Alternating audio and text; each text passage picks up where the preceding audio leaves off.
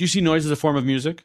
Yeah, I think so. I know people don't like to talk about that question, but I feel like for newcomers to noise, that question is essential. It's Yeah. something that you have to really struggle with. And sure, we don't have to talk about it, but it is still something that we think about. All right, we're back with a new episode of White Centipede Noise Podcast after a little summer break where we focused on Patreon content. There are some awesome episodes coming up with legendary artists as well as exciting newcomers, so get ready. I've also just updated the Patreon with killer new perks at every tier, including monthly giveaways like the Outdoor Horse Shrine 3-inch I'm giving away with this episode, and a new tier called the Collectors Club where you can get an at-cost discount on everything at the White Centipede Noise distro. I'm also giving away one-time gifts to all current Patreon supporters and everyone who signs up in the next 7 days.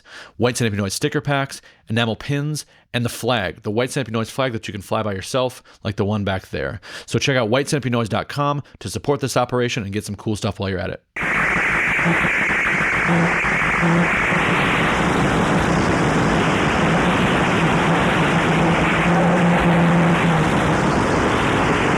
This is White Centipede Noise Podcast, where we give language to noise. I'm Oscar Brummel, and my guest this episode is Joe Wang of Outdoor Horse Shrine, a relative newcomer to noise who has already burned his name into many harsh heads registers with his intense and focused harsh electronic sound, touring extensively with Heat Signature, Being, and his duo with Brad Griggs' Psychic Sense organs. During our conversation, we try to pin down why we chase certain sounds, and revisit some fundamental yet enigmatic questions about the nature of noise, along with lots about his history and current activities, like his label Secret Buddy and much more. This episode is sponsored by Rural Isolation Project.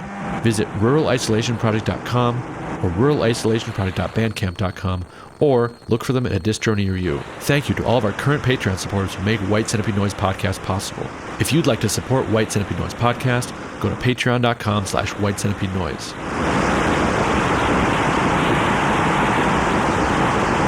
Joe, welcome to White Centipede Noise Podcast. How's it going, Oscar? Good. So you've described yourself as a relative latecomer to noise. Yeah. What do you mean by that? Well, I'm 35. I didn't really get into noise until maybe about 5 or 6 years ago.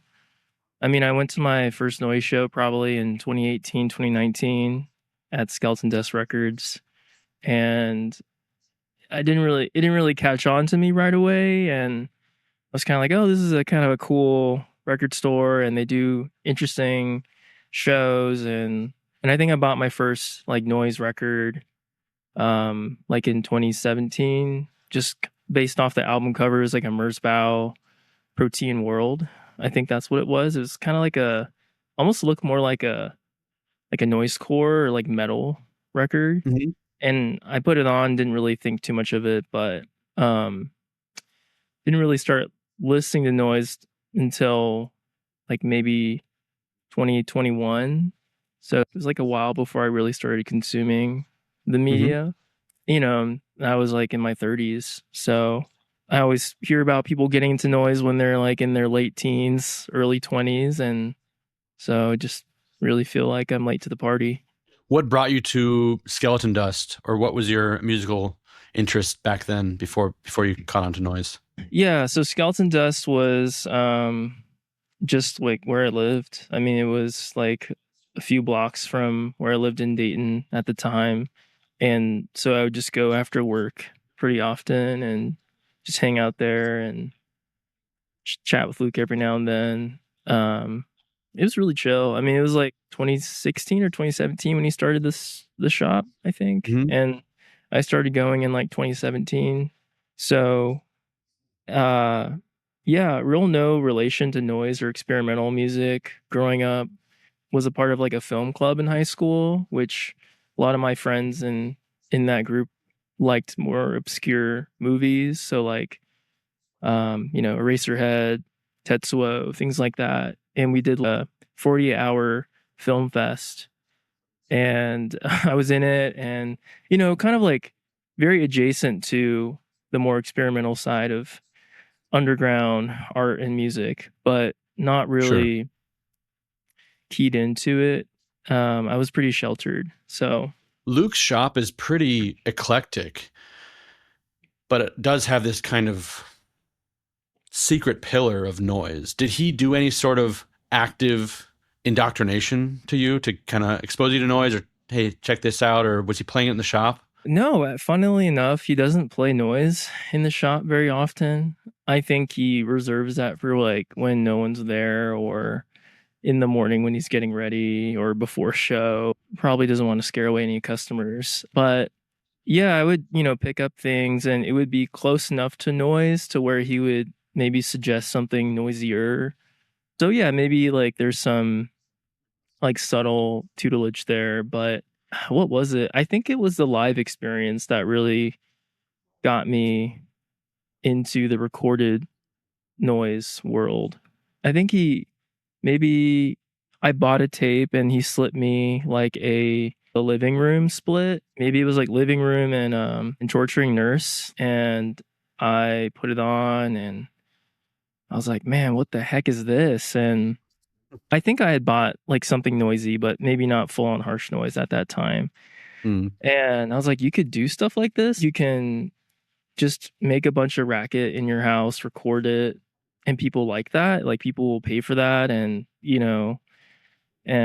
so that's what really got me curious about it. And yeah, I didn't even have any like being tapes talking to Luke, like, and hanging They're out hard and to get stuff. Like, nowadays. I mean, like a lot of people want being taped. They're not easy to come by. no, they're not. They're not. And like the ones that are available, like they get snatched up really quick, or yeah, I mean, especially his early output. There's not really anything out there. But I know he does Yeah, a good job at making things accessible. I'm sure he dubbed a lot of copies, but I think people for are just sure. scripting onto those tapes. Yeah. So when I listen to your project, Outdoor Horse Shrine, to me it sounds very refined, and it sounds like noise made for like true noise heads that have a kind of a more difficult taste. You also described it as meat and potatoes once, but to me it sounds like you really lean into some of the more nuanced but difficult sides of noise, like MSBR, Monde Brutes, or I say Monde Brutes. I know it's a horrible pronunciation, but I call it I don't know how Monde to Brutes. say it either. This kind of more grating, like mid-range, swirling sound, as opposed to the crunchy stuff that is more accessible, I feel. So I'm curious about how your taste has evolved in this short period of time, your personal taste. How's your taste evolved since you first discovered noise and where you're at right now? Yeah. Yeah, I'm glad that you keyed in on that. I guess the meat to go back to the meat and potatoes thing. I feel like that's more of a methodology than Mm, like what actually arises from um all the all the activity that I do. But yeah, I'm trying to think back. I was like collecting a stack of things to like think about, what my favorite noise of all time and stuff are. And I think I just really started with the kind of tedious, weird. I don't want to say weird because I think weird has a weird. It's not a good word to describe things, but yeah. more tedious, searching, exploratory, Mm-hmm. noise. Like one of the first tapes I bought when I really wanted to commit some money to noise was Lassie Marhog's White Inferno, Mm-hmm. and that first track, side A, is like this 30-minute track, and it's like him just like, strumming on a guitar, and like it's a prepared guitar, I think, with a bunch of effect pedals, and it's like really hard to get through. Like there are Yeah. points in it where you're like, okay, is he gonna, stop making this sound, or okay, when's the real crunchy fist pumping part gonna come? And it doesn't really come, Yeah. and it kind of like just meanders. Mm-hmm. And so yeah, that was just kind of what I first got into. And then, when I started looking for heavier and more abrasive stuff, I didn't necessarily go into the kind of Rita Wall or fist pumpy like American noise direction. I went more in the Japanese noise direction Mm-hmm. with kind of because there is a certain fist pumpiness with noise that's not just crunch, Yeah. and it's noise that's very tonal Yeah. and shifty, and soaked with delay. Mm-hmm. So yeah, suffice to say, killer bug, just it is crunchy and fist pumpy, but there's so many filters and delays and vocals and kind of the maniacalness that gets there for me that No. isn't just like crunchy static. Mm-hmm. I don't know if that answers your question, but Totally does. that's kind of my journey. Yeah. Were you attracted to other types of art that were also challenging or demanding or tedious before that? Yeah, I think before I really got into making noise myself, like my wife's an artist, so we go and like we enjoy visual art, sculpture, installations. Mhm. So I'm trying to think like visually, this is like opposite almost, but like I guess the more minimal works of like the postmodern or maybe modern movement. I'm not, a visual artist, but Sure. oh gosh. Is Michael Heiser a visual artist? He's I'm not not the your guy who world. would know the answer, but sure. But I they're yeah, visual work that's challenging. It's interesting to me. I'm just curious because that's noise in itself is already a the entry into noise is already a high bar of abandoning music and going for uh, free falling into sound, Yeah. and it's easier to grab onto like something like the Rita or something like Macronympha, for example, than something like I don't know Ultimate Ambience by MSBR or something like that. That's another example of recording that I think is like super refined and like if you love noise and harsh noise, you get it, but you kind of have to lean into this kind of tedious, obnoxious pacing and like frequency range. It's like drilling, it's it's Yeah. it's almost too minimal at times or too Yeah. wandering at times. But that's what makes it great. But at least for me, that didn't come right away. Yeah. It's coming to mind the artists that maybe are connected to this. There's an artist, Cy Twombly, who does a lot of drawings. And Mhm. in Houston, there's a really great museum called the Menil Collection. And there's a whole section that's dedicated to Cy Twombly and his large scale drawings and paintings. It's like really mixed media, but it is kind of confusing. But it's also very emotional and heartfelt. And there's a lot of colors. It's not a giant piece of work with one color to seem very provocative and like a statement, but rather almost childlike in the way that these different strokes go around the room. And there's like parts of the particular piece that are in one side, and then the other side is completely negative, and there's not much there. Um, so yeah, I find his work really inspiring. And like in movies too, I'm sure you can relate. Some of the best movies are those where nothing really happens. Like Right. my wife and I watched this movie called First Cow by Kelly Reichardt, and it's Mhm. just this movie about, well, it's not really just, but it's this movie about two people heading west with the only dairy cow, like the first Jersey cow to arrive in America. And it's just like their travels from the Midwest to the West. Mhm. And there's not a lot that happens, but it makes like the subtle moments really powerful, and there's just a lot of emotion in there. So Is emotion something that you think leads your work with Outdoor Horse Shrine? I think so. Yeah. I mean, not like not like explicitly or like in a particularly goofy way, but or, really obvious way, but Sure.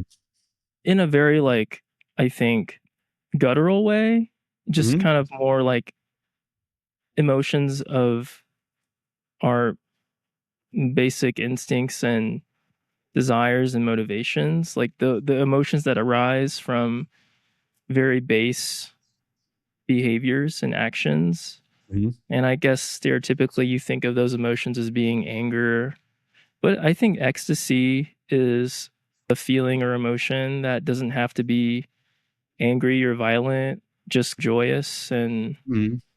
an escape from reality in a way. So I think those are the things that I think arise from good noise. I hear in most of your work like a really strict kind of electronic sound at its core, but I haven't heard your earliest releases. And I was looking back, and the first one, or one of the first ones, Hibernal Deformation, it lists some physical objects as being source materials.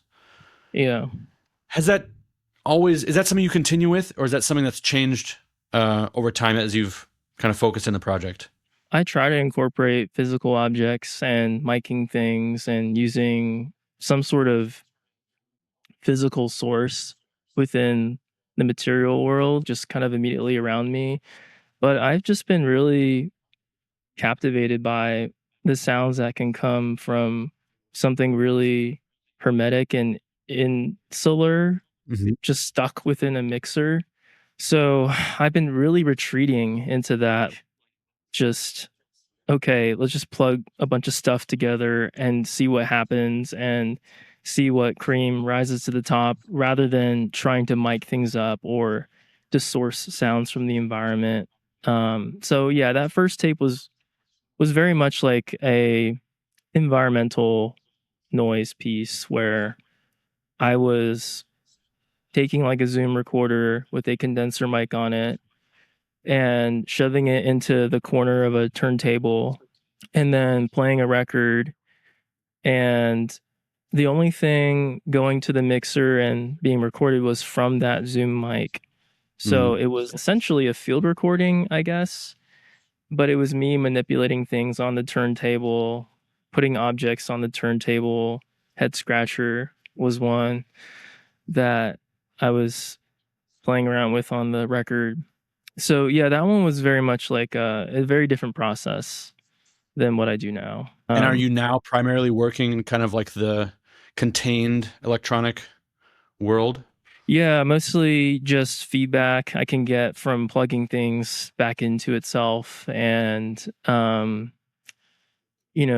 occasionally bringing in some microphone feedback, just kind of like slowly, maybe gradually or like subtly introducing the environment into the feedback soup.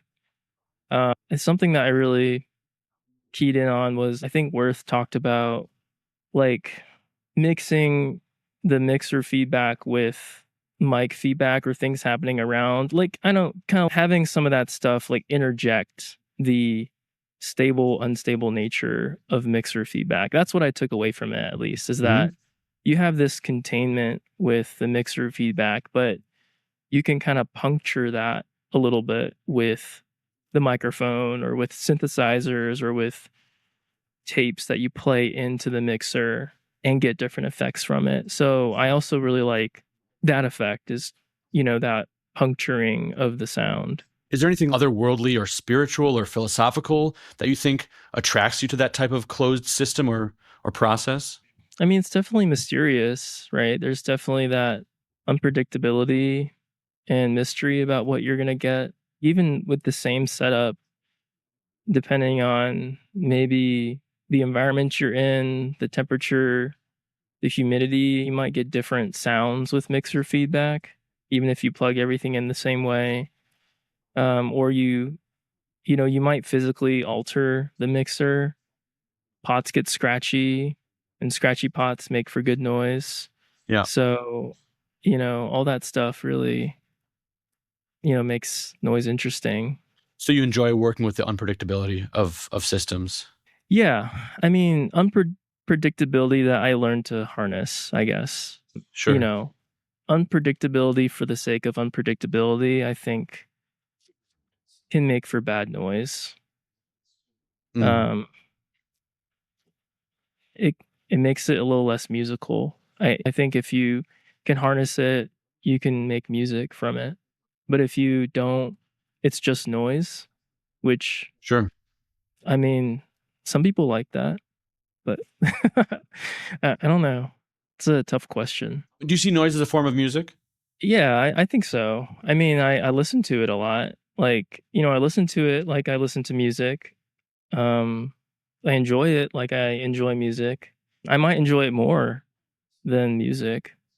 But does that make it not music? Maybe music is not music.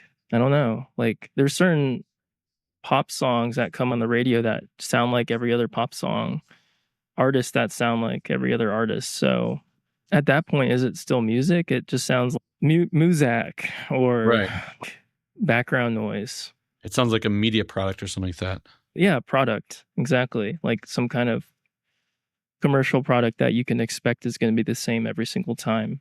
I know people don't like to talk about that question, but I feel like for newcomers to noise, that question is essential. It's something that you have to really struggle with. And sure, we don't have to talk about it, but it is still something that we think about, right? Yeah, 'Cause and we everyone has a feel different this opinion stuff. about it. And some people have very, very strong opinions about it, whether or not we can equate these things or whether or not they're like diametrically opposed, you know? Yeah. Yeah, maybe they're not diametrically opposed, and maybe it's just two separate things that um you know, it can be both. But certainly art, I think noise is art, a form of art. I like noise that's intentionally created. Like it doesn't have to be high concept, but I think some things can be incidental and become a really, really great listening experience, but I can't really do that. At least right now, I don't use field recordings and um, source material that I've collected over time, and I would be able to like collage them together to create something. I can't do that. It has to be very immediate and direct, and then in that moment harnessed to create something musical. I have trouble collecting a bunch of things and knowing what to do with it, you know, like I don't know about you, but it gets overwhelming to me that I have stacks and stacks of recordings and tapes, and I have four different field recorders, and I'm supposed to source something from every thing and put it into a different channel. You know, my stuff is really simple. Like I just run two stereo outs of whatever I'm concocting into the tape deck and it gets recorded, you know? So in that way, whatever's harnessed has to be good. If it's not good, then, you know, I guess it I guess it I guess it never gets released or something. But yeah, I don't know. Like it's just to me, noise has to be very direct and immediate, and I can't really slave over anything. It's too taxing. There's too much happening in life. Mm. You know, noise has to be there and done there and then, you know, and then if it's good, it's good. If it's not, record the next one. Behind the walls of Ruine Araburg. On September 19th, enter the ruins of Araburg Castle for a night of noise. Featuring live performances by Lussuria, Frontier, Imminent Death, Rosa Nebel, Sanitation, Pública, and DJ Warzone. Pre-sale tickets are available by email at mezclacodex@gmail.com. Please include the full names of all attendees upon ticket request. Presented by CODEX MEZCLA. On that note, though, you have a new release out called Byzantium, which is a mini CDR that I just got copies of, and I think it's really excellent. And you mentioned that you were obsessively honing in on a certain type of sound in this release. Can you tell me what you meant by that? Yeah. Yeah, so I change my setup all the time, but it's really to search for certain sounds that really get stuck in my ear, you know, like a bit of an earworm. Mm-hmm. And I think about these sounds like in my head without even plugging things together. But then in my bed while I'm getting ready to sleep, I'll be thinking of how I can hook up my mixer to achieve certain sounds and what pedals I need to put in the chain. And so I got really obsessed with this like honking sound. Like I really got obsessed with this like organ honking like reed sound, like the sound Mm-hmm. that can be achieved through a brass instrument or maybe a woodwind instrument. I'm not a musician in any way. I played violin in middle school, but and maybe you can do it with a violin too. But just this really obnoxious honking sound. And it might even just be a car horn. Like maybe that car horn got stuck in my head and it's just been circulating. I'm like, oh gosh, I really want to make that sound. And I think it happened by happenstance. I just plugged stuff in and I got the sound. And yeah, Byzantium is basically a release with that sound. It's just, it kind of never goes away. And if you listen to it, you'll know what sound I'm talking about. And Yeah. there are different pitches of it that I was able to get. There's a part where I was able to get like a high pitched honk and then a low pitch, kind of almost like a foghorn. Mm-hmm. But yeah, I think that's just like me trying the same thing over and over again until I achieve the imagined result that I want. It is that type of annoying, unpleasant sound that you lean into, and that's what makes a release so great. Like some of the examples I've given, it's a bit like stinky cheese or something like that, or like wine, yeah. or a lot of things that people really like obsess about once you get a taste for them. But on the front end, when you're a kid or something like that, or if you just depending on the context, you can be like, oh, that's really off-putting. Look at this cheese right here. This cheese is this great stinky French cheese, and if you put it in the fridge, you open the fridge and go, oh shit, there's something that's like gone rotten here. Yeah. And then you search for what's rotten. You think it's a rotten potato or piece of meat or something like that because it really stinks. Yeah. And then you realize, oh, it's this great cheese. And then it's like, oh yeah, that's what makes it so good. And I think noise in particular maybe is that way as a whole, but I think certain recordings, certain artists really lean into that type of sound, obsession with that type of sound, and soaking in it and overloading it to the point that it becomes ecstatic. You know what I mean? Yeah. Yeah. Like, and maybe it's something you grow to like stinky cheese or whatnot, but maybe it's also something that clicks for you right away, Yeah. like maybe it's something that's genetic, like people's predisposition to spicy food, Right. or noise. Like, I had a long conversation with Luke one time about whether we can be conditioned to like noise. Mhm. If it's something that everyone despises at first, but then can be conditioned to like it. And then I mean, he was pretty firm, I think, in thinking that it's not something that can be conditioned. And at the time, I was in the throes of learning about B.F. Skinner and behaviorism and how we can condition animals to do just about anything. But now I almost feel like, no, you can't really make people like noise. Like, some people just don't like it, just like how people don't like spicy food. Like, and there's maybe some overlap there too. Like, everyone that I know that really likes noise, that truly likes noise, like the noisers, the people who really listen to noise, like they love spicy food, like can't get enough of it, like the extremes of sensation, I guess. Maybe you talked about this with some other podcast guests, but maybe it was with Nick Forte recently. Or you talk about back pain. That's what it was. I'm talking about back pain, but I've never thought of spicy food, but I do think that there are personality types that are going to tend to be interested in this type of music. Not just interested, but that it appeals and that it speaks to them. And I also believe that there are personality types that are susceptible to developing chronic back pain, psychological factors.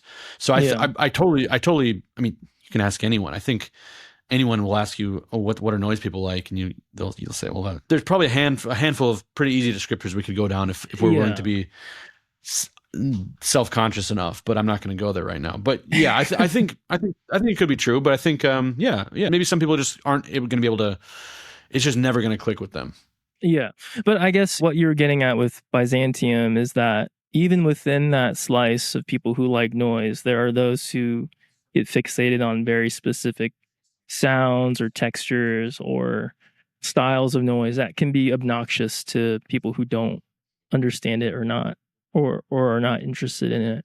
Yeah, like I'm gonna throw in an extra favorite noise release, but MSBR Space Lab Green. I think it's a CD. I've never found it on Discogs or anywhere, but it's on YouTube. And that's probably the MSBR release I listen to the most because it has these really kind of almost goofy, almost can't take it seriously honking synth sounds.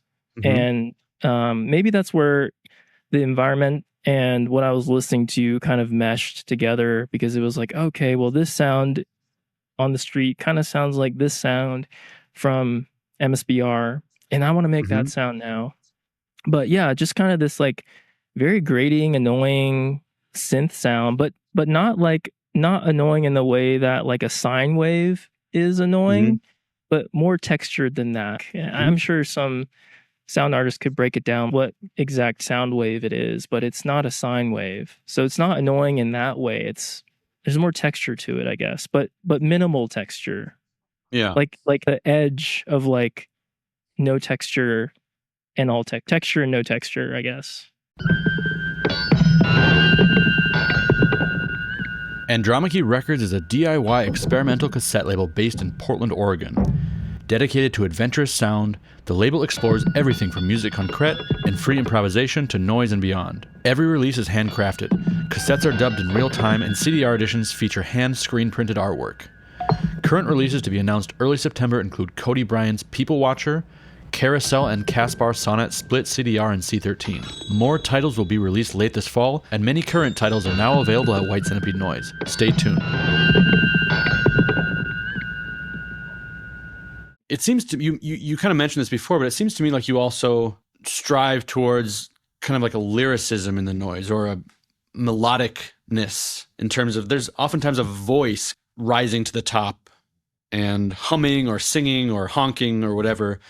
Maybe it's just feedback, but you go into different lower mid-range areas and explore those and sing with the noise like that. Is that something you consciously are working with? That's not something I've ever thought about before, but yeah, maybe that is the melody, or maybe that is the through line, I guess. Yeah, I mean, you're saying like not vocals, but something else No, that's but mimicking like a something voice. rises up. Yeah, something synthy, I would guess, say, or laser noisy, kind of like rises Yeah, up in a lot of your work.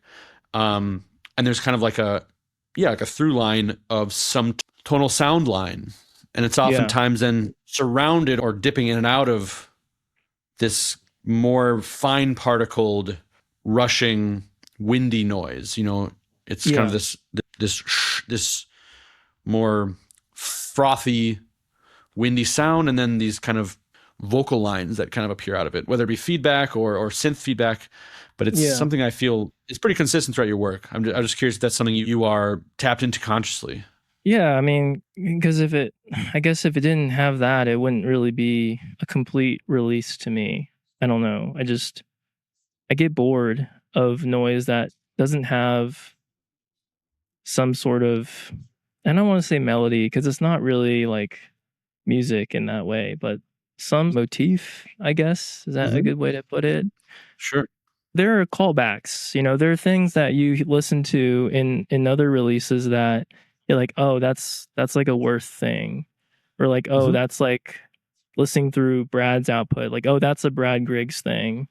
And I guess it's not that I'm trying to emulate that, but I think it's just what happens naturally. I guess what I'm trying to say is it's not really intentional. It's just something that arises from all the action.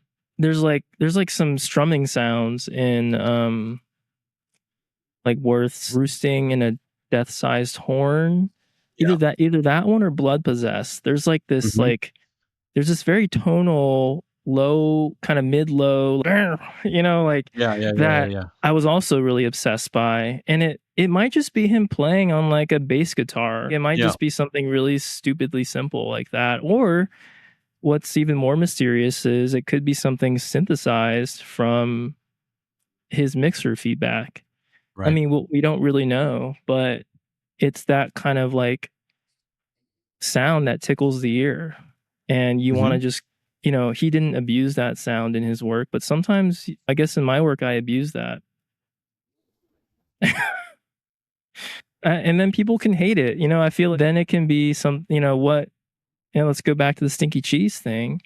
What is an obsession at one point in your life can become something you detest, at Yeah, a but it later. usually doesn't go that way. It usually goes the other way around. I think it could be something that you detest, or on the first listen, you go, "Oh, what's going on here? I don't know." But then it ends, and you're like, "Huh." I gotta listen to that again. And that's what Yeah. happens a lot with a lot of my favorite recordings is like the first time isn't necessarily and it goes the other way around, I think. The first time isn't always so satisfying or appealing. But there's Hmm. something there that kind of rubs me the wrong way or kind of sticks out. And that's something that I'll kind of get hooked on or addicted to. Whereas Yeah. sometimes I'll put something on and be like, oh, this has got to be one of the best noise releases of the year. This is so good. And then I'll just listen to it again, maybe a few days later. I'm like, okay, Yeah. I'm spent on that. Like I get it already. And it's sort of now Yeah. it's diminishing returns. Yeah. Another release, and I'll just bring up Mote. Mm. The one on Dada drumming, the blue cover, the 1 hour Kill the Sun. Is that what Yep. it's called? Yeah. Um, that's a tedious one. I mean, that's Yeah. an hour of slow, atmospheric mote, but again, there are sounds in there that really tickle the ear.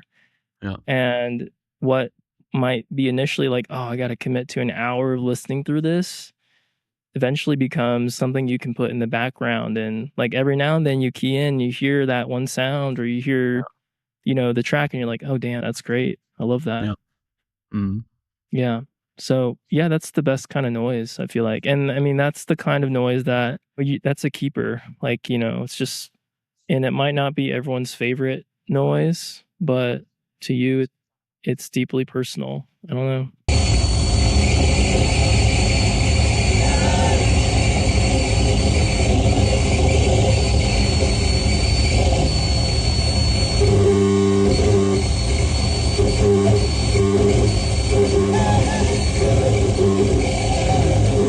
What's your mental state like when you're playing, like in the moment?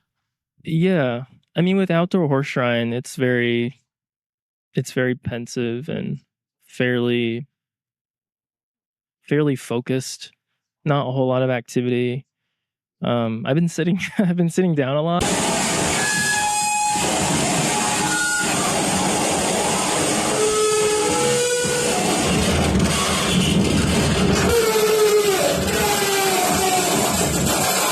For those live performances and recordings, just because it well it allows me to do what I want to do with my feet, but it also just like allows me to punish myself, I guess, and like really um yeah, abuse certain sounds. Like I feel like when you're standing, there's kind of a all right, let's get on with it. Like, okay, 7-minute set, like wham bam, you're done.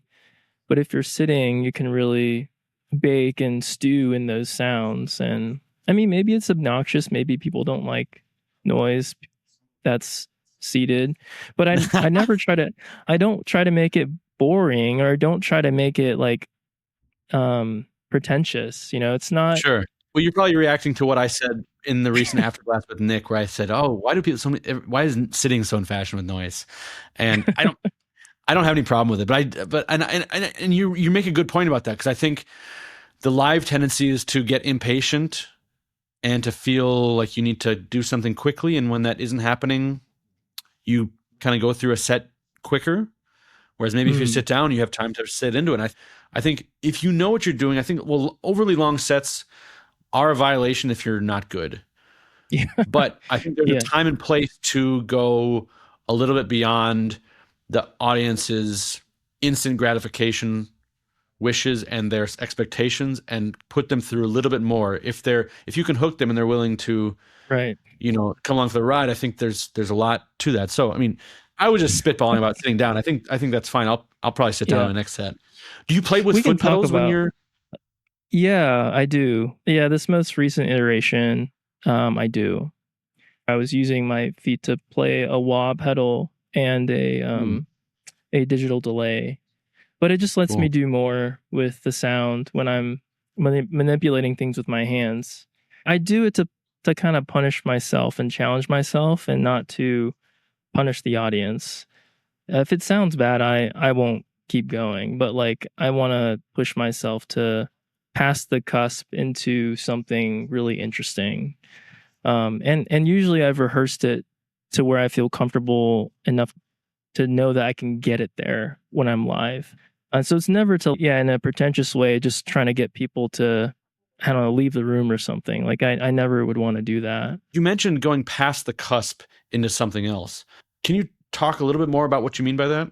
It's just like into the unexpected sound, into that ugly, goofy, that bad sound, like, and not, and again, not in a punishing way, but in a really interesting way, in a way that tickles the ear, like, the honking sound, like, it's like, I wanna push the gear to a point where it does something that I don't expect, that the listeners don't expect. And live, it would be something that I know it's going to happen, but the listener might not be aware that that's going to happen. Yeah.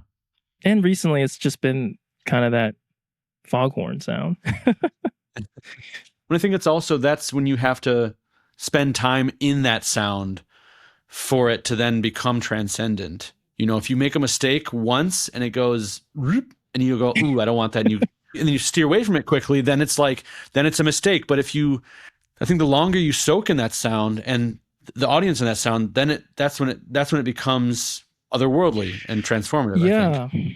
Yeah. And I think the methodology is really important. There's obviously a way to put unexpected sounds in a set, because you can do it on a sampler, or you can hit like a A/B switcher and then bam, there's your tape recording.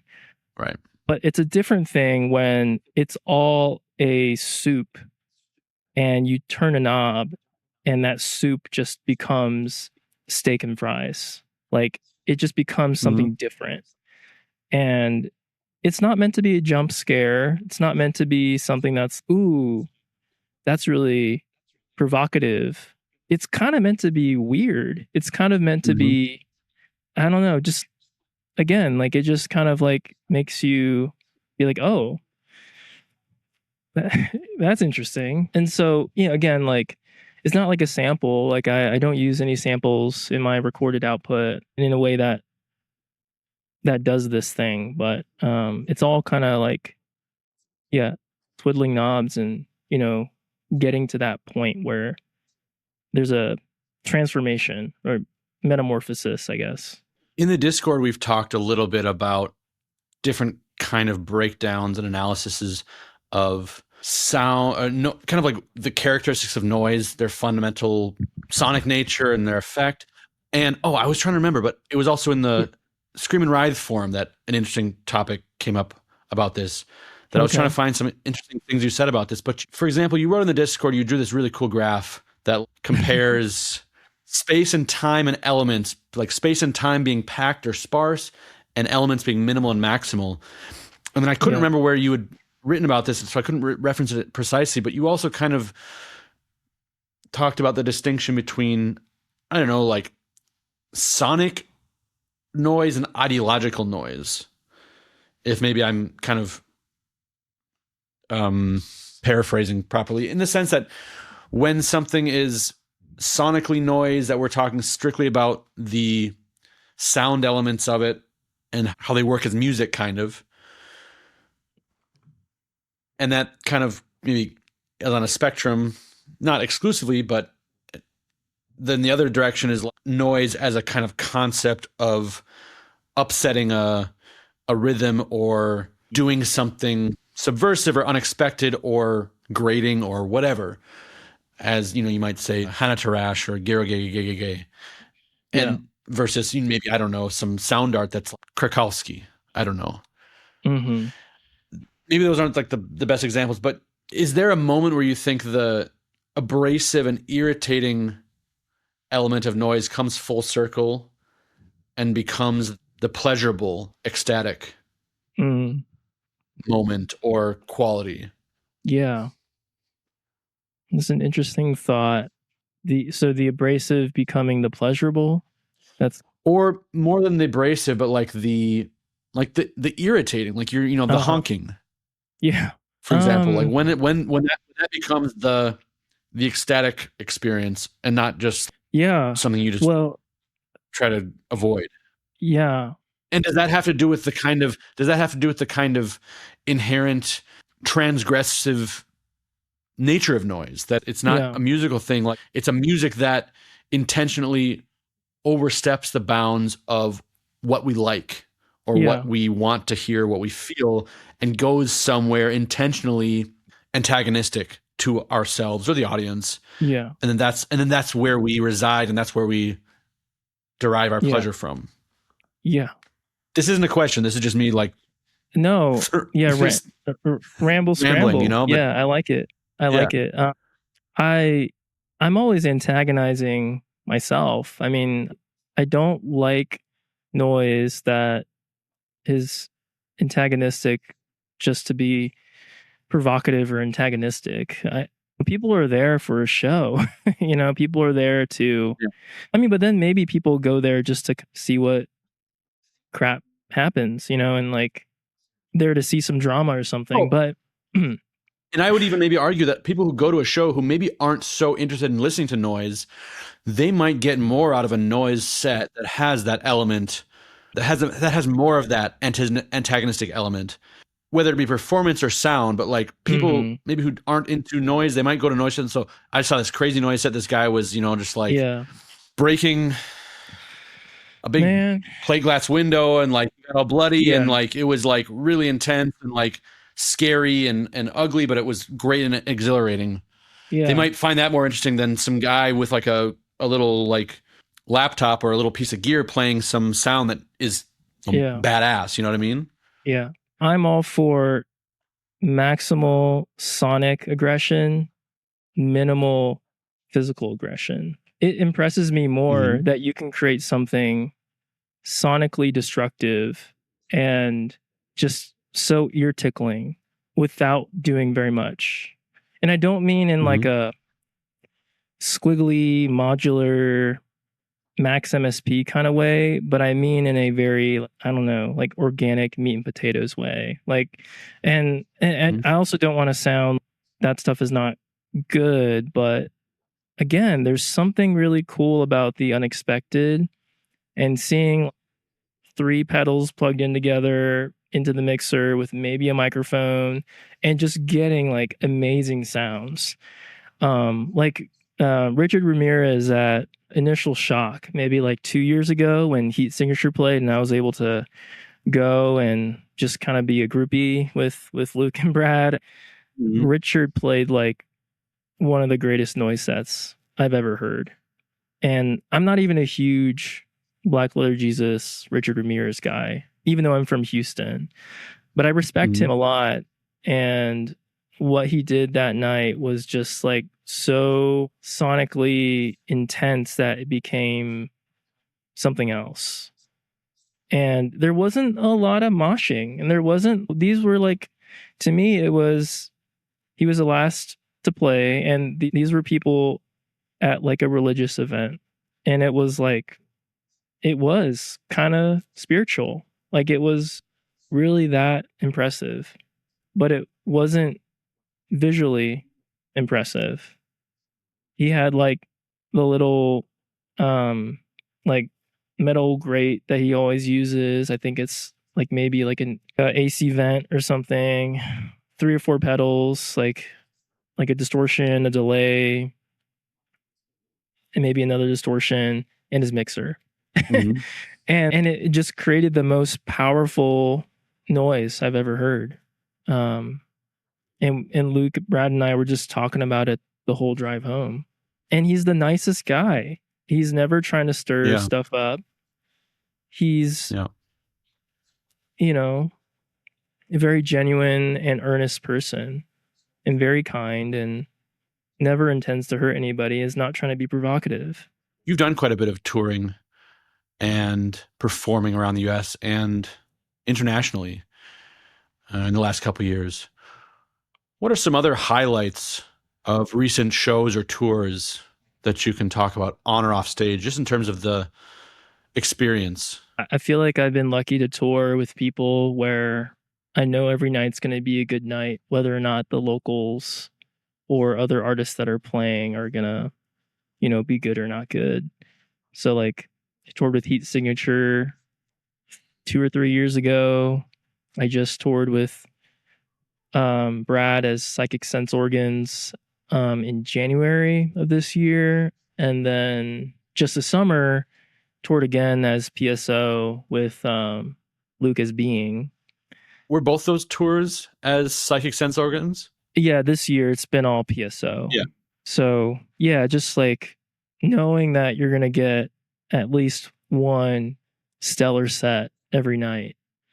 And like you gotta like boost each other up too. Like you can't like if you tour, it's got to be a good vibe. You've got to keep things light. You have to make sure you're not stressed out, like because you never want to be in a car where everyone's bummed out, let alone be at the gig and not want to play and not play well because of that. So, I don't know. It's like you got to have a good time when you tour. No negative emotions. I mean, like it's not going to produce good work. So how do you ensure that? I think there has to be one person in the group that does that heavy lifting every now and then. Who of the three of you does the most of that heavy lifting? If you'd like to hear the rest of my conversation with Joe, we continue with his experiences touring Taiwan, regional differences between the Midwest, Philly, and North Carolina, laser noise worship with Brad Griggs, treating patients with acceptance and commitment therapy, how his first noise tape reached Vincent Dallas in Belgium, using PowerPoint for his label Secret Buddy, his top 5s of all time as well as top 5 new releases, and much more. You can find the full conversation at patreon.com/whitecentipedeNoise. I'm also giving away 10 copies of the Outdoor Horse Shrine 3-inch by Xantium shortly after this episode airs on the Maniacs tier, so keep an eye out for that. As many of you know, White Centipede Noise is a completely independent, underground, one-man operation, and Patreon is the one thing that makes it all sustainable. More than anything, the White Centipede Noise Patreon is a community of people who want to see this project continue, while getting access to the complete conversations, Patreon-only content, our Discord server for discussion, and everything else that doesn't make it to YouTube or streaming. If that sounds like something you'd like to be a part of, you can join us at patreon.com/whitecentipedeNoise. Thank you for watching, and I'll see you over there.